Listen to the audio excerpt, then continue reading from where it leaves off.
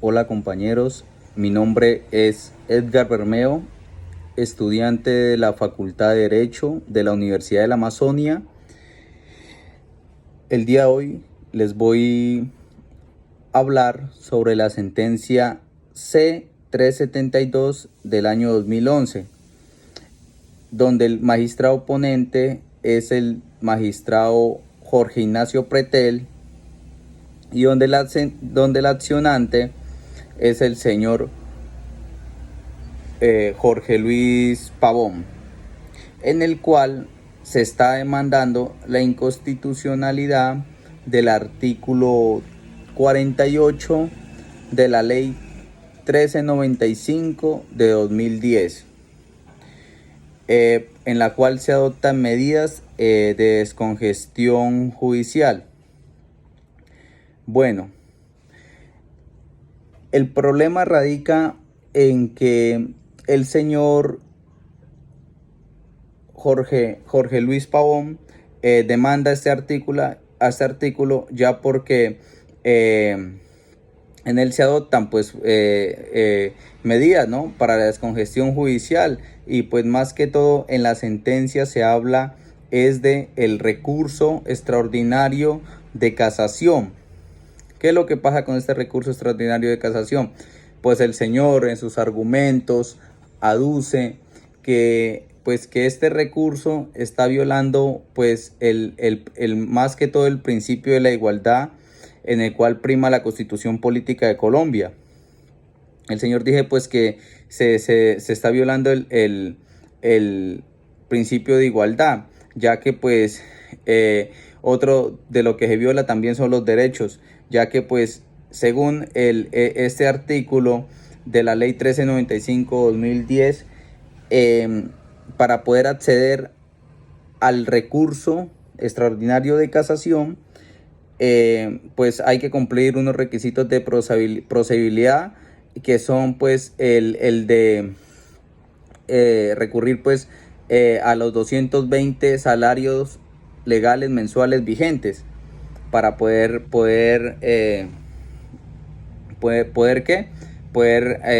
hacer uso de este recurso extraordinario de casación en materia laboral, claro está, ¿no? Entonces el señor pues aclara y dice que pues que el problema está en eso, pues de que se está violando, y que por eso él y que va en contra de la Constitución. Entonces que por eso él demanda la inconstitucionalidad de este artículo. En una de las intervenciones que se hacen, pues está el Ministerio de Protección Social, está otros intervinientes que también pues tienen participación en la sentencia, y pues algunos piden que se declare la asequibilidad pues del artículo, ¿no?, del artículo de esta ley, ¿no?, que habla pues sobre la suma de los 220 salarios mínimos legales mensuales vigentes. Y otros pues están en contra, pues y a favor del señor demandante, ya que pues hablan de que este artículo les está violando el derecho, el principio de igualdad, y pues que solo aplicaría para uno, más no para el empleador y para el trabajador. Son muchas las intervenciones pues que se ven en este artículo. Pues ya está así como pues está el Ministerio de Protección Social. También hay unos ciudadanos que también tienen su intervención. Y asimismo está pues nuestra queridísima Corte Suprema de Justicia, que es nuestro máximo órgano jurisprudencial, y pues de que la Corte hace referencia en uno de sus pronunciamientos, habla sobre que pues primero que todo el demandante tiene carencia en fundamentos que apoyen sus argumentos, ¿no?, por el cual está haciendo la demanda de inconstitucionalidad. Y lo otro es que la Corte Suprema aclara de que pues que el recurso de casación, del recurso extraordinario de casación, tiene un fin, y pues uno de ellos es de que, por ejemplo, no es que se le esté violando el principio de igualdad, sino que la ley establece unas instancias para que los ciudadanos, sea el que sea, pueda acudir a la justicia. Es decir, pues existen unas instancias donde las personas pueden hacer usos de algunos recursos de impugnación. Por ejemplo, puede estar el de apelación, el de reposición. Y entonces no se estaría violando, pues el principio de igualdad. ¿Qué es lo que pasa? La Corte es clara al hablar de que en ningún momento se está violando. Lo que sí tiene libertad es el legislador, es de expresar, o sea, taxativamente, en cuáles sí en cuáles sí se puede usar, en qué momento sí se puede usar, o en cuáles sentencias sí se puede usar el recurso extraordinario de casación y en cuáles no. En eso sí señala la Corte que el legislador tiene plena autonomía para hacerlo. Pues obviamente, pues que como entendemos que el legislador es el que realiza las normas en Colombia, el que las elabora y las modifica. Entonces, en eso está la Corte Suprema, más que todo en esa posición, no, en eso se pronuncia, ya que pues como vemos hay muchos pronunciamientos en la sentencia C-372 de 2011, donde la Corte pues se pronuncia, pero más que todo en todos los pronunciamientos que hace la Corte se llega como a esta conclusión de que la Corte en ningún momento está desconociendo los derechos del trabajador, ni mucho menos el principio de igualdad, que es el que habla el señor Pavón, que es el accionante, o sea, el demandante, y pues que dice que se está violando ese principio, pero la Corte es clara y dice no, el legislador, él señala expresamente en qué casos sí se puede utilizar el recurso extraordinario de casación y en cuáles no. Y que el legislador es autónomo para decidir si en este caso sí se puede usar o en este no, es decir, si en esta sentencia sí, en este no. ¿Por qué? Porque para eso la ley provee, es decir, la norma provee unas instancias para que los ciudadanos, las personas podamos acudir a esa administración de justicia, a ese sistema jurídico, podamos acudir todos, y para eso se nos brinda esa instancia. Entonces, más que todo esa fue la posición de la Corte en este sentido.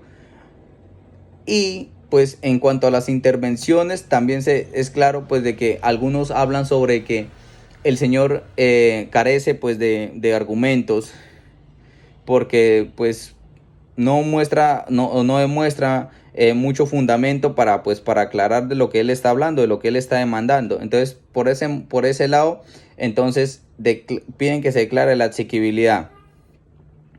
Igualmente también se hace referencia, que es muy chévere en la sentencia, porque citan algunos, ¿cómo decir?, historia de lo que es el recurso de casación, el recurso extraordinario de casación, y de cómo fue sus inicios en Roma y asimismo de cómo fue sus inicios en Francia. Entonces, más que todo de allá, de Francia, según lo que se lee y lo que se ve en la sentencia, viene el recurso de casación. También podemos ver que en las partes intervinientes, en unos pronunciamientos que ellos hacen, nombran una mayoría de sentencias en las cuales la Corte se ha pronunciado y ha dicho no, nosotros no estamos violando el recurso extraordinario de casación, sino que el legislador es autónomo para expresar en qué casos sí opera el recurso y en qué casos no. Eso es uno de lo, pues, de que eso es más que todo es el problema que se ve aquí en la sentencia. Las consideraciones son muchas que se dan. Pero lo que, en cuanto de todo lo que uno ve aquí en la sentencia, se da cuenta pues de que todos tratan de llegar más que todo a este mismo punto, ¿no? De que pues que en ningún momento se le está violando el recurso extraordinario de casación.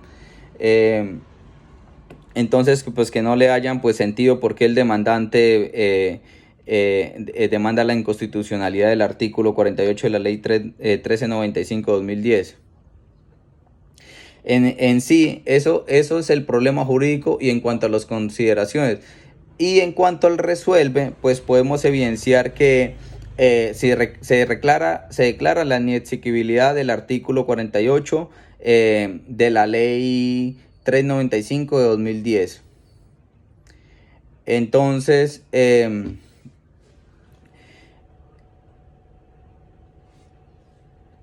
podemos ver pues de que en finalidad dicen el resuelve que se declara inexequible el artículo 48, es decir, ese artículo es el que lo declaran inexequible. En conclusión, yo pues pienso que pues que la Corte tiene razón, ¿no? Al declararlo inexequible, pues porque en ningún momento se refleja, pues según lo que uno lee y los artículos que están en la Constitución Política, se le esté violando el derecho al señor ni a los ciudadanos de acudir, de poder tener acceso al aparato judicial, sino que pues obviamente pues está adoptando medidas como decir para descongestionar, y lo que el legislador quiere es como decir es que se acelerar ese trámite judicial, y entonces pues más que todo es como es una mala interpretación de la norma por parte del demandante, y es por eso que estoy como de acuerdo con la Corte Suprema de Justicia. Eso es todo, compañeros. Les agradezco por el tiempo prestado para escuchar el video y pues poderles explicar sobre esta sentencia. Me despido. Muchas gracias.